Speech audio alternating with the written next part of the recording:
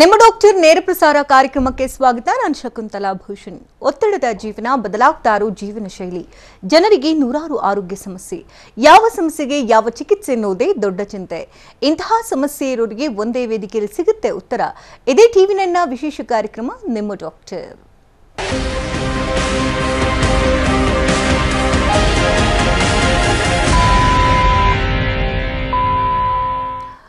ಬದಲಾಗ್ತಾ ಇರುವಂತಹ ಜೀವನ ಶೈಲಿ ಮತ್ತು ಆಹಾರ ಕ್ರಮದಿಂದ ಅನೇಕ ರೀತಿಯ ಆರೋಗ್ಯ ಸಮಸ್ಯೆಗಳಿಗೆ ಜನರು ತುತ್ತಾಗ್ತಾ ಇದ್ದಾರೆ. ಇತ್ತೀಚಿನ ದಿನಗಳಲ್ಲಿ ಇನ್ಫರ್ಟಿಲಿಟಿ ಅನ್ನುವಂತಹ ಸಮಸ್ಯೆ ಬಹುದೊಡ್ಡದಾಗಿ ಬೆಳೆದು ನಿಂತಿದೆ.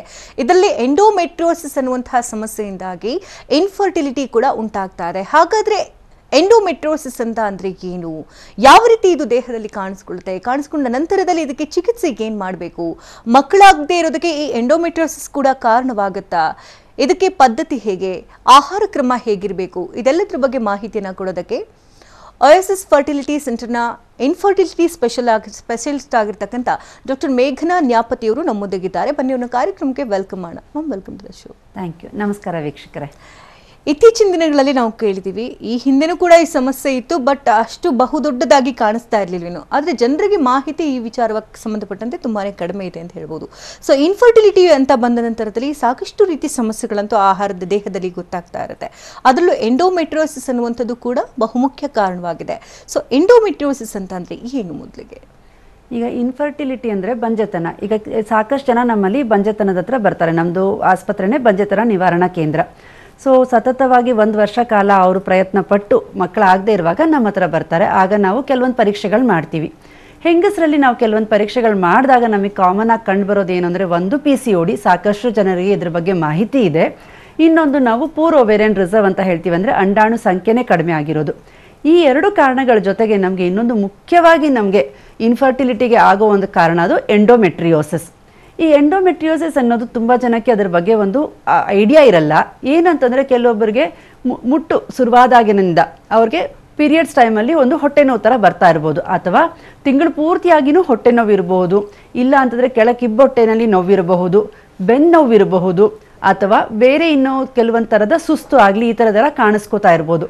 ಎಷ್ಟೋ ಜನ ನಮ್ಮ ಅಮ್ಮಂಗೂ ಹೀಗೆ ಇತ್ತು, ನಮ್ಮ ಅತ್ತೆಗೂ ಹೀಗೆ ಇತ್ತು, ಸೊ ಪೀರಿಯಡ್ಸ್ ಟೈಮಲ್ಲಿ ಹೊಟ್ಟೆ ನೋವು ಅನ್ನೋದು ತುಂಬ ಒಂದು ಕಾಮನ್ ಸಿಂಪ್ಟಮ್ ಅಂತ ಅಂದ್ಕೊಂಡಿರ್ತಾರೆ. ಆದರೆ ಇದು ಎಂಡೋಮೆಟ್ರಿಯೋಸಿಸ್ ಇಂದ ಇರಬಹುದು. ಈಗ ನಾವು ಪರೀಕ್ಷೆಗೆ ಅಂತ ಬಂದಾಗ ಅವ್ರಗಳಿಗೆ ನಾವು ಪರೀಕ್ಷೆ ಮಾಡ್ತೀವಿ, ಒಂದು ಅಲ್ಟ್ರಾಸೌಂಡ್ ಸ್ಕ್ಯಾನ್ ಅಂತ ಮಾಡ್ತೀವಿ. ಬಹುಮುಖ್ಯವಾಗಿ ನಮಗೆ ಎಂಡೋಮೆಟ್ರಿಯೋಸಿಸ್ ಗೊತ್ತಾಗೋದು ಅಲ್ಟ್ರಾಸೌಂಡ್ ಸ್ಕ್ಯಾನ್ ಮೂಲಕ. ಸೊ ಈ ಅಲ್ಟ್ರಾಸೌಂಡ್ ಸ್ಕ್ಯಾನ್ ಮಾಡಿದಾಗ ನಮಗೆ ಎಂಡೋಮೆಟ್ರಿಯೋಸಿಸ್ ಅಂತ ಒಂದು ಕಂಡು ಬಂದಾಗ ಅದೇ ಈ ಇನ್ಫರ್ಟಿಲಿಟಿಗೆ, ಬಂಜೆತನಕ್ಕೆ ಕಾರಣ ಆಗಿರ್ಬೋದು ಅಂತ ನಮಗೊಂದು ಐಡಿಯಾ ಬರುತ್ತೆ. ಸೊ ಎಂಡೋಮೆಟ್ರಿಯೋಸಿಸ್ನ ಲಕ್ಷಣಗಳೇನು, ಹೇಗೆ ತಿಳ್ಕೊಳ್ಳೋದು ಈ ಸಮಸ್ಯೆ ಇದೆ ಅಂತ? ಈಗ ನಾನು ಇವಾಗ ಹೇಳ್ದಂಗೆ, ಒಂದು ಅವ್ರಿಗೆ ಹೊಟ್ಟೆ ನೋವು ಬರ್ತಾ ಇರ್ಬೋದು, ಋತುಮತಿ ಆದ್ಮೇಲಿಂದನೂ ಶುರುವಾಗಿರಬಹುದು, ಪ್ರತಿ ತಿಂಗಳು ಬರ್ತಾ ಇರ್ಬೋದು, ಅಥವಾ ಈಗ ಸದ್ಯದಲ್ಲೇ ಶುರುವಾಗಿರ್ಬೋದು, 1-2 ವರ್ಷದಿಂದ ಶುರುವಾಗಿರ್ಬೋದು. ತುಂಬ ಜನ ಏನಂತಾರಂದ್ರೆ, ನಮಗೆ ಮುಂಚೆ ಇರಲಿಲ್ಲ, ಈಗ ಮಾತ್ರ ನಮಗೆ ಕಾಣಿಸ್ಕೋತಾ ಇದೆ, ಈಗ 1-2 ವರ್ಷದಿಂದ ಕಾಣಿಸ್ಕೊತಾ ಇದೆ. ಅಥವಾ ಗಂಡ ಹೆಂಡತಿಯರು ಸೇರಿದಾಗ ಅವ್ರಿಗೆ ವಿಪರೀತವಾಗಿ ನೋವು ಬರಬಹುದು, ನಾವು ಅದಕ್ಕೆ ಡಿಸ್ಪೆರೋನಿಯಾ ಅಂತ ಹೇಳ್ತೀವಿ. ಅಥವಾ ಅವ್ರಿಗೆ ಸದಾ ತಿಂಗಳು ಪೂರ್ತಿಯಾಗಿ ಕೆಳಗೆ ಹೊಟ್ಟೆ ನೋವು ಇರಬಹುದು. ಈ ಎಲ್ಲ ಒಂದು ಸಿಂಪ್ಟಮ್ಸ್ ಇರುವಾಗ ನಾವು ಒಂದು ಅಲ್ಟ್ರಾಸೌಂಡ್ ಸ್ಕ್ಯಾನ್ ಅಂತ ಮಾಡ್ತೀವಿ. ಅದಕ್ಕೂ ಮುಂಚೆ ಹೆಂಗಸರಿಗೆ ನಾವು ಯಾವಾಗಲೂ ಪೆಲ್ವಿಕ್ ಎಕ್ಸಾಮಿನೇಷನ್ ಮಾಡ್ತೀವಿ. ಈ ಪೆಲ್ವಿಕ್ ಎಕ್ಸಾಮಿನೇಷನ್ ಮಾಡಿದಾಗ ಕೆಲವೊಮ್ಮೆ ಅವ್ರಿಗೆ ವಿಪರೀತವಾಗಿ ನೋವು ಕಾಣಿಸ್ಕೋಬಹುದು, ಅಥವಾ ನಮಗೆ ಎಕ್ಸಾಮಿನೇಷನ್ ಮಾಡಿದಾಗ ನಮಗೆ ಕೆಲವೊಂದು ಸಿಂಪ್ಟಮ್ಸ್ ಅಂತ ನಾವು ಸೈನ್ಸ್ ಅಂತ ನೋಡ್ತೀವಿ. ಮೊಬಿಲಿಟಿ ರೆಸ್ಟ್ರಿಕ್ಟೆಡ್ ಅಂತ ಹೇಳ್ತೀವಿ, ಅಥವಾ ಏನಾದರೂ ಗಡ್ಡೆ ಥರ ನಮಗೆ ಅದರೊಳಗೆ ಫೀಲ್ ಆಯಿತು ಅಂದರೆ ಖಂಡಿತ ಆವಾಗ ನಾವು ಅಲ್ಟ್ರಾಸೌಂಡ್ ಎಕ್ಸಾಮಿನೇಷನ್ ಮಾಡ್ತೀವಿ. ಅಲ್ಟ್ರಾಸೌಂಡ್ ಎಕ್ಸಾಮಿನೇಷನ್ ಅನ್ನೋದು TAS ಅಂದರೆ ಅಬ್ಡಾಮಿನಲ್ ಸ್ಕ್ಯಾನ್ ಆಗಿನೂ ಮಾಡಬಹುದು, ಇಲ್ಲ ವೆಜೆನಲ್ ಸ್ಕ್ಯಾನ್ ಅಂತಲೂ ನಾವು ಮಾಡ್ಬೋದು. ಈ ಟ್ರಾನ್ಸ್ ವೆಜೆನಲ್ ಸ್ಕ್ಯಾನ್ ಮಾಡಿದಾಗ ನಮಗೆ ಕೆಲವೊಂದು ಸೈನ್ಸ್ ಕಾಣ್ಬರುತ್ತೆ. ಅಂದರೆ ಏನು ಅಂದರೆ, ಗರ್ಭಕೋಶ ಸ್ವಲ್ಪ ದೊಡ್ಡದಾಗಿರಬಹುದು, ಅಥವಾ ಗರ್ಭಕೋಶದ ಮೂಮೆಂಟ್ ಅಫೆಕ್ಟ್ ಆಗಿರಬಹುದು, ಇಲ್ಲ ನಮಗೆ ಅಂಡಾಶಯದಲ್ಲಿ ಏನಂತಾರೆ ಸಿಸ್ಟ್ ಥರ ಕಾಣಿಸ್ಕೋಬೋದು, ಅಂದರೆ ನೀರಿನ ಗುಳ್ಳೆ ಥರ ಕಾಣಿಸ್ಕೋಬೋದು. ಈ ನೀರಿನ ಗುಳ್ಳೆ ನಮಗೆ ಸಾಕಷ್ಟು ವಿಧದಲ್ಲಿರುತ್ತೆ. ಕೆಲವೊಬ್ಬರಿಗೆ ತಿಂಗಳು ಮಧ್ಯದಲ್ಲಿ ಕಾಣಿಸ್ಕೊಳ್ಳುತ್ತೆ ನೀರಿನ ಗುಳ್ಳೆ, ಇದನ್ನು ನಾವು ಕಾರ್ಪಸ್ ಲ್ಯೂಟಿಯಲ್ ಸಿಸ್ಟ್ ಅಂತ ಹೇಳ್ತೀವಿ. ಹಾಗಾಗಿ ಈ ಅಲ್ಟ್ರಾಸೌಂಡ್ ಸ್ಕ್ಯಾನ್ನ ನಾವು ಯೂಶಲಿ ನಾವೇನು ಹೇಳ್ತೀವಿ ಅಂದರೆ, ಮುಟ್ಟು ಬಂದ 2ನೇ ದಿವಸ ಅಥವಾ 3ನೇ ದಿವಸ, ಅಂದರೆ ಫಸ್ಟ್ 1 ವಾರದಲ್ಲೇ ಮಾಡಿಸ್ಕೊಂಡ್ರೆ ನಮಗೆ ಅದು ಕನ್ಫ್ಯೂಷನ್ ನಮಗೆ ಕ್ರಿಯೇಟ್ ಆಗಲ್ಲ.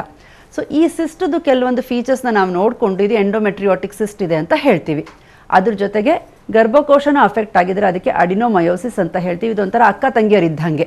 ಅಂದರೆ ಎಂಡೋಮೆಟ್ರಿಯೋಸಿಸ್ ಇರೋರಿಗೆ ತುಂಬ ಸತಿ ಈ ಅಡಿನೋಮಯೋಸಿಸ್ ಕೂಡ ಇರುತ್ತೆ. ಜೊತೆಗೆ ಅವ್ರಿಗೆ ಸ್ಕ್ಯಾನ್ ಮಾಡುವಾಗ ಸ್ವಲ್ಪ ಮಟ್ಟಿಗೆ ತೊಂದರೆನೂ ಕಾಣಿಸ್ಕೋಬೋದು, ಅಂದರೆ ನೋವು ಥರನೂ ಕಾಣಿಸ್ಕೋಬೋದು. ಇದು ಯೂಶಲ್ ನಮಗೆ ಇದು ರಕ್ತ ಪರೀಕ್ಷೆನಲ್ಲಿ ಗೊತ್ತಾಗೋ ಒಂದು ತೊಂದರೆ ಅಲ್ಲ, ಇದು ನಮಗೆ ಅಲ್ಟ್ರಾಸೌಂಡ್ ಮೂಲಕ ಮಾತ್ರನೇ ಗೊತ್ತಾಗೋದು. ಓಕೆ, ಇಬ್ರು ಕಾಲರ್ ಹಿಡಿದರೆ ಕೊಪ್ಪಳದಿಂದ ಅನನ್ಯ ಕರೆ ಮಾಡಿದ್ದಾರೆ. ನಮಸ್ತೆ ಅನನ್ಯ ಅವರೇ. ಅನನ್ಯ ಅವರೇ, ಟಿವಿ ವಾಲ್ಯೂಮ್ನ ಕಂಪ್ಲೀಟ್ ಆಗಿ ಮ್ಯೂಟ್ ಮಾಡಿ, ಇಲ್ಲಾಂದ್ರೆ ಕರೆ ಕಟ್ ಆಗುತ್ತೆ. ಅನನ್ಯ, ಟಿವಿ ನೋಡ್ಕೊಂಡು ಮಾತನಾಡಬೇಡಿ. ಓಕೆ, ಮಾತನಾಡಿ, ಡಾಕ್ಟರ್ ಇದ್ದಾರೆ. ಮೇಡಮ್ ನಮ್ದು 45 ಏಜ್ ಇದೆ. ಅನನ್ಯ ಹೇಳಿಮ್ಮ. ಮಕ್ಕಳಿಗಾಗಿ ಟ್ರೈ ಮಾಡ್ತಾ ಇದ್ವಿ. ಆಮೇಲೆ ನಾವು IVF ಮತ್ತೆ ಬೇರೆ ಕಡೆ ಎಲ್ಲ ಟೆಸ್ಟ್ ಮಾಡಿದ್ವಿ. IVF ಒಂದಿದ್ದು ಫಸ್ಟ್ ಸ್ಟೆಪ್ ಫೇಲ್ಯೂರ್ ಆಯ್ತು. ಅದಕ್ಕೆ ಇವಾಗ ನೆಕ್ಸ್ಟ್ ಏನಂತ ಯೋಚನೆ ಮಾಡಿ ಅಂಡಾಣುಗಳ ಸಂಖ್ಯೆ ಕಡಿಮೆ ಇದೆ ಅಂತ ಹೇಳ್ತಾರೆ. ಅನನ್ಯ, ನಿಮ್ಮ ವಯಸ್ಸು 45 ಅಂತ ಹೇಳಿದ್ರಿ. ಸೊ ವಯಸ್ಸಿಗೆ ಅನುಗುಣವಾಗಿ ಅಂಡಾಣು ಸಂಖ್ಯೆ ಕಡಿಮೆ ಆಗಿರಬಹುದು. ಆದರೆ ಇವಾಗ ಒಂದು ವಯಸ್ಸು ಮೀರಿದ ಮೇಲೂ ಈಗ ನಮ್ಮಲ್ಲಿ ಸಾಕಷ್ಟು ಟೆಸ್ಟ್ಗಳಿದೆ. ಆ ಟೆಸ್ಟ್ಗಳ ಮೂಲಕ ನಾವು IVF ಮಾಡಿ ಭ್ರೂಣದ ಪರೀಕ್ಷೆ ಮಾಡಿ ನಿಮ್ಮ ಗರ್ಭಕೋಶದಲ್ಲಿ ಅದನ್ನು ನಾವು ಹಾಕಿದಾಗ ನಿಮಗೆ ಖಂಡಿತ ಪ್ರೆಗ್ನೆನ್ಸಿ ಚಾನ್ಸ್ ಇರುತ್ತೆಮ್ಮ. ಸೊ ನಮ್ಮ ಸೆಂಟರ್ಗೆ ನೀವು ನಿಮ್ದು ಹಳೆ ರಿಪೋರ್ಟ್ಸ್ ಎಲ್ಲ ತೊಗೊಂಡು ಬಂದರೆ ಅದನ್ನು ನೋಡಿಬಿಟ್ಟು ಮುಂದೆ ಏನು ಮಾಡ್ಬೋದು ಅಂತ ನಾನು ನಿಮ್ಗೆ ಹೇಳ್ತೀನಿ. ಓಕೆ, ಧನ್ಯವಾದ ಅನನ್ಯ ಕರೆ ಮಾಡೋದಕ್ಕಾಗಿ. ಇನ್ನು ಎಂಡೋಮೆಟ್ರಿಯೋಸಿಸ್ ಅನ್ನುವಂಥದ್ದು ಅಂದರೆ ಚಿಕ್ಕ ಏಜಲ್ಲೇ ಕಾಣಿಸ್ಕೊಳ್ಳುತ್ತಾ ಅಥವಾ ಮದುವೆ ಆದ ನಂತರದಲ್ಲಿ ಕಾಣಿಸ್ಕೊಳ್ಳುತ್ತಾ, ಹೇಗೆ ಇದು ಯಾವ ಏಜ್ ಗ್ರೂಪ್ ಅವ್ರನ್ನ ಟಾರ್ಗೆಟ್ ಮಾಡುತ್ತೆ? ಎಂಡೋಮೆಟ್ರಿಯೋಸಿಸ್ ಅನ್ನೋದು ನಮಗೆ 10 ವರ್ಷದಿಂದ 60 ವರ್ಷದವ್ರಿಗೆ ಕೂಡ ಕಾಣಿಸ್ಕೊಳ್ಬಹುದು. ಆದರೆ ಚಿಕ್ಕ ಹುಡುಗಿಯರಿಗೆ ಋತುಮತಿ ಆದ ತಕ್ಷಣ ನೋವು ಬರೋದು ಸಾಕಷ್ಟು ಸರ್ವೇ ಸಾಮಾನ್ಯ ಆಗಿರೋದ್ರಿಂದ ಟೆಸ್ಟ್ ಮಾಡಿಸದೇ ಇರಬಹುದು. ಅಥವಾ ವಿಪರೀತ ಹೊಟ್ಟೆ ನೋವಿದ್ದಾಗ ಅವರು ಟೆಸ್ಟಿಗೆ ಹೋಗಿ ಇದರೊಳಗೆ ಎಂಡೋಮೆಟ್ರಿಯೋಸಿಸ್ ಇದೆ ಅಂತ ಗೊತ್ತಾಗ್ಬೋದು. ಒಂದೇನೆಂದರೆ ಯಾಕೆ ಎಂಡೋಮೆಟ್ರಿಯೋಸಿಸ್ ಆಗುತ್ತೆ ಅನ್ನೋದು ನಮಗೆ ಮುಖ್ಯ. ಯೂಶಲಿ ಎಂಡೋಮೆಟ್ರಿಯೋಸಿಸ್ ನಮಗೆ ಋತುಮತಿ ಆದಮೇಲೆ, ಅಂದರೆ ಮೆನಾರ್ಕಿ ಪೀರಿಯಡ್ ಸ್ಟಾರ್ಟ್ ಆದಮೇಲೆ ನಮಗೆ ಕಾಣಿಸ್ಕೊಳ್ಳೋ ಅಂಥ ಒಂದು ತೊಂದರೆ. ಸೊ ಪೀರಿಯಡ್ಸ್ ಬಂದ ಫಸ್ಟ್ 1-2 ವರ್ಷದಲ್ಲಿ ಹೆಚ್ಚಿಗೆ ಇಲ್ಲದೆ ಇರಬಹುದು. ಆದರೆ ಪ್ರತಿ ಸತಿ ಅವರಿಗೆ ರಕ್ತಸ್ರಾವ ಮುಟ್ಟಾದಾಗ, ರಕ್ತಸ್ರಾವ ಆದಾಗ ಸ್ವಲ್ಪ ಮಟ್ಟಿಗೆ ರಕ್ತ ಹಿಂದ್ಗಡೆ ಹೋಗಿ ಆ ಎಂಡೋಮೆಟ್ರಿಯೋಟಿಕ್ ಸ್ಪಾಟ್ಸ್ನ ಕ್ರಿಯೇಟ್ ಮಾಡಿ ಅಂಡಾಶಯದ ಮೇಲೆ ಇಲ್ಲ ಗರ್ಭಾಶಯದ ಮೇಲೆ ಅಥವಾ ಅಂಡನಾಳದ ಮೇಲೆ ಈ ಥರ ಎಲ್ಲ ಕ್ರಿಯೇಟ್ ಮಾಡಿದಾಗ ಅದರಿಂದ ಹೆಚ್ಚಿಗೆ ನೋವು ಬರ್ತಾ ಇರ್ಬೋದು. ನಮಗೆ ಹೆಚ್ಚಾಗಿ ನಮ್ಮ ಹತ್ರ ಬರೋರು ಏನು ಅಂದರೆ ಕಾಲೇಜ್ಗೆ ಹೋಗೋ ಹುಡುಗಿಯರು ಇರ್ಬೋದು. ಯಾಕಂದರೆ ತಿಂಗಳ ಮುಟ್ಟು ಆದಾಗೆಲ್ಲ ನೋವು ಬರ್ತಾ ಇದ್ರೆ ಅವ್ರಿಗೆ ಸ್ವಲ್ಪ ಅದರಿಂದ ತೊಂದರೆ ಆಗುತ್ತೆ ಸರ್ವೇ ಸಾಮಾನ್ಯವಾಗಿ. ಸೊ ಆ ಕಾಲೇಜ್ಗೆ ಹೋಗೋ ಹುಡುಗಿಯರು ಇರ್ಬೋದು. ಇಲ್ಲ ಕೆಲಸಕ್ಕೆ ಮದುವೆ ಆಗಿರಲ್ಲ ಇನ್ನೂ, ಆದರೆ ಅವ್ರಿಗೆ ಪ್ರತಿ ತಿಂಗಳು ಈ ಥರ ನೋವು ಬರೋದ್ರಿಂದ ಅವ್ರದ್ದು ಒಂದು ಕೆಲಸದಲ್ಲಿ ಅಡಚಣೆ ಆಗ್ತಾ ಇರುವಾಗ ಅವ್ರು ಬಂದು ನಮಗೆ ತೋರಿಸ್ಕೋಬೋದು. ಇಲ್ಲ ಮದುವೆ ಆದಮೇಲೆ ಪ್ರೆಗ್ನೆನ್ಸಿ ಆಗ್ತಾ ಇಲ್ಲ, ನಮ್ಗೆ ಈ ಥರನೂ ಒಂದು ತೊಂದರೆ ಇದೆ ಅಂತ ಬಂದು ತೋರಿಸ್ಕೊಳ್ಳೋರು ನಮಗೆ ಸಾಮಾನ್ಯವಾಗಿ ಇರ್ತಾರೆ. ಓಕೆ, ಒಬ್ರು ಕಾಲರ್ ಹಿಡಿದಾರೆ, ಮಾತನಾಡ್ಸೋಣ. ಬೆಂಗಳೂರಿನಿಂದ ಪಲ್ಲವಿ ಕರೆ ಮಾಡ್ತಾರೆ. ನಮಸ್ತೆ ಪಲ್ಲವಿ ಅವರೇ. ಮೇಡಮ್ ನಮಸ್ತೆ, ಡಾಕ್ಟರ್ ಇದ್ರೆ ಮಾತನಾಡಿ. ನಮಸ್ತೆ ಮೇಡಮ್. ನಮಸ್ತೆ ಪಲ್ಲವಿ, ಹೇಳಿಮ್ಮ. ಮೇಡಮ್ ನನಗೆ ಪೀರಿಯಡ್ಸ್ ಕರೆಕ್ಟ್ ಆಗ್ತಾ ಇಲ್ಲ. ನನ್ಗೆ 2 ಜನ ಮಕ್ಕಳು. ಆಲ್ರೆಡಿ ಥೈರಾಯ್ಡ್ ಆಗಿದೆ, ಬಟ್ 7 ಮಂತ್ಸ್ ಇಂದ ಪೀರಿಯಡ್ಸ್ ಆಗ್ತಾ ಇಲ್ಲ ಮೇಡಮ್. ಈಗ ನಿಮ್ದು ಡೆಲಿವರಿ ಆಗಿ ಎಷ್ಟು ದಿವಸ ಆಯ್ತು ಪಲ್ಲವಿ ಅವರೇ? ಲಾಸ್ಟ್ ಮಗು 8 years ಮೇಡಮ್ ಇವಾಗ. ಓಕೆ, ಏನಂದರೆ ನಿಮಗೆ ಥೈರಾಯ್ಡ್ದು ತೊಂದರೆ ಇದೆ ಅಂತ ಹೇಳ್ತಾ ಇದ್ದೀರಾ. ಥೈರಾಯ್ಡ್ದು TSH ಲೆವೆಲ್ ವಿಪರೀತ ಜಾಸ್ತಿ ಇದ್ರೂ ಈ ಥರ ಪೀರಿಯಡ್ ಆಗದೆ ಇರೋ ಒಂದು ಕಾರಣ ಇರಬಹುದು. ಇಲ್ಲದಿದ್ರೆ ನಿಮ್ಮ ವಯಸ್ಸು ಎಷ್ಟು ಪಲ್ಲವಿ ಅವರೇ ಈಗ? 32 ಮೇಡಮ್. 32 ಇಯರ್ಸ್ ವಯಸ್ಸಲ್ಲಿ ಮೆನೋಪಾಸ್ ಅಂದರೆ ಸ್ರಾವ ನಿಲ್ಲೋದು ಸಾಕಷ್ಟು ಕಡಿಮೆ. ಸೊ ಥೈರಾಯ್ಡ್ ಜಾಸ್ತಿ ಇರೋದ್ರಿಂದ ಮೊದಲು ಅದನ್ನ ಕರೆಕ್ಟ್ ಮಾಡ್ಕೊಳ್ಳಿ ಪಲ್ಲವಿ ಅವರೇ. ಅದಕ್ಕೂ ಕರೆಕ್ಟ್ ಆಗದೆ ಇದ್ರೆ ನಾವು ಬೇರೆ ಏನು ತೊಂದರೆ ಇದೆ ಅಂತ ನೋಡಬೇಕಾಗತ್ತೆ. ಓಕೆ, ನಿಮ್ಮ ರಿಪೋರ್ಟ್ಸ್ ಏನಿದೆ ಅದನ್ನು ತಗೊಂಡು ವೈದ್ಯರನ್ನು ನೇರವಾಗಿ ಭೇಟಿ ಮಾಡಿ ಪಲ್ಲವಿ. ಥ್ಯಾಂಕ್ ಯು ಕರೆ ಮಾಡೋದಕ್ಕಾಗಿ. ಈ ಎಂಡೋಮೆಟ್ರಿಯೋಸಿಸ್ ಆದ ನಂತರದಲ್ಲಿ ಅಂದರೆ ವೈದ್ಯರನ್ನು ಕಾಣ್ತಾ ಇದ್ದರೆ ಅಥವಾ ಈಗ ನೀವು ಪೇಯ್ನ್ ತುಂಬ ಜಾಸ್ತಿ ಆಗಿದೆ ಅಂತ ಬೇರೆ ಯಾವುದಕ್ಕಾದರೂ ಲೀಡ್ ಮಾಡೋ ಚಾನ್ಸಸ್ ಇರುತ್ತೆ? ಅಂದರೆ ಇನ್ಫರ್ಟಿಲಿಟಿನಲ್ಲಿ ಇದು ಯಾವ ರೀತಿ ಪ್ರಮುಖ ಪಾತ್ರ ವಹಿಸುತ್ತೆ ಅಂತೀರಿ? ಈಗ ಎಂಡೋಮೆಟ್ರಿಯೋಸಿಸ್ ಅನ್ನೋದು ನಾನು ಹೇಳ್ದಂಗೆ ಒಂದೇ ದಿನದಲ್ಲಿ ಡೆವಲಪ್ ಆಗುವಂಥ ರೋಗ ಅಲ್ಲ ಇದು. ಸೊ ಇನಿಷಿಯಲಿ ಸ್ವಲ್ಪನೇ ಇರ್ಬೋದು. ಅಂದರೆ ಅದರೊಳಗೆ ನಾವು ಎಂಡೋಮೆಟ್ರಿಯೋಸಲ್ಲಿ ಗ್ರೇಡ್ ಅಂತ ಹೇಳ್ತೀವಿ. ಗ್ರೇಡ್ 1, 2, 3, 4 ಅಂತ ಹೇಳ್ತೀವಿ. ಗ್ರೇಡ್ 1 and 2 ಅಂದರೆ ಅದು ಸ್ವಲ್ಪ ಕಡಿಮೆ ಸಿವಿಯಾರಿಟಿ ಇರೋ ಗ್ರೇಡಿಂಗ್. ಅಂದರೆ ನಮಗದು ಯೂಶಲಿ ಅವ್ರಿಗೆ ನೋವಿರಬಹುದು, ಇಲ್ಲ ತೊಂದರೆಗಳು ಬೇರೆ ಇಲ್ಲದೆ ಇರ್ಬೋದು. ಮಕ್ಕಳಾಗ್ತಾ ಇಲ್ಲ, 2-3 ವರ್ಷ ಆಗಿ ಮದುವೆ ಆಗಿ ಅಂತ ಅವ್ರು ಬಂದಿರ್ಬೋದು. ಆಗ ನಾವು ಒಂದು ಲ್ಯಾಪ್ರೋಸ್ಕೋಪಿ ಅಂತ, ಇವಾಗ ಕೆಲವೊಬ್ಬರಿಗೆ ಏನೂ ಬೇರೆ ತೊಂದರೆ ಕಾಣಿಸದೇ ಇರುವಾಗ, ಮಕ್ಕಳಾಗದೇ ಇರುವಾಗ, ಅಂದರೆ ನಾವು ಅನ್ಎಕ್ಸ್ಪ್ಲೇನ್ಡ್ ಇನ್ಫರ್ಟಿಲಿಟಿ ಅಂತ ಏನಂತ ಕರಿತೀವಿ, ಆಗ ನಾವು ಅವ್ರಿಗೆ ಲ್ಯಾಪ್ರೋಸ್ಕೋಪಿ, ಡಯಾಗ್ನೋಸ್ಟಿಕ್ ಹಿಸ್ಟರೋ ಲ್ಯಾಪ್ರೋಸ್ಕೋಪಿ ಅಂದರೆ ಗರ್ಭಕೋಶದ ಒಳಗಡೆನೂ ಗರ್ಭಕೋಶದ ಹೊರಗಡೆನೂ ನೋಡುವಂಥ ಒಂದು ಟೆಸ್ಟ್ ಮಾಡ್ತೀವಿ. ಆಗ ನಮಗೆ ಈ ಎಂಡೋಮೆಟ್ರಿಯೋಟಿಕ್ ಸ್ಪಾಟ್ಸ್ ಕಾಣಿಸ್ಕೊಂಡು ಅವ್ರಿಗೆ ನಾವು ಗ್ರೇಡ್ 1 and 2 ಅಂತ ಹೇಳ್ತೀವಿ. ಅದು ಸ್ವಲ್ಪ ಕಡಿಮೆ ಲಕ್ಷಣಗಳಿರೋ ಒಂದು ತೊಂದರೆ ಆಗಿದ್ರಿಂದ ಸಣ್ಣ ಪುಟ್ಟ ಚಿಕಿತ್ಸೆನಲ್ಲೇ ಅವ್ರಿಗೆ ಸಾಕಷ್ಟು ಜನಕ್ಕೆ ಪ್ರೆಗ್ನೆನ್ಸಿ ಆಗೋ ಸಾಧ್ಯತೆ ಇರುತ್ತೆ. ಅದೇ ನಾವು ಗ್ರೇಡ್ 3 and 4 ಅಂತ ಹೋಗ್ತಾ ಇರುವಾಗ ಇದು ನಮಗೆ ಒಂದು ಅಲ್ಟ್ರಾಸೌಂಡಲ್ಲಿ ಕಾಣುವಂಥ ಚಿಹ್ನೆಗಳು ನಮಗಿರುತ್ತೆ. ಅಂದರೆ ಸಿಸ್ಟ್ ಅಂತ ಇರ್ಬೋದು ಅಥವಾ ಮೊಬಿಲಿಟಿ ರೆಸ್ಟ್ರಿಕ್ಟೆಡ್ ಅಂತ ಇರ್ಬೋದು.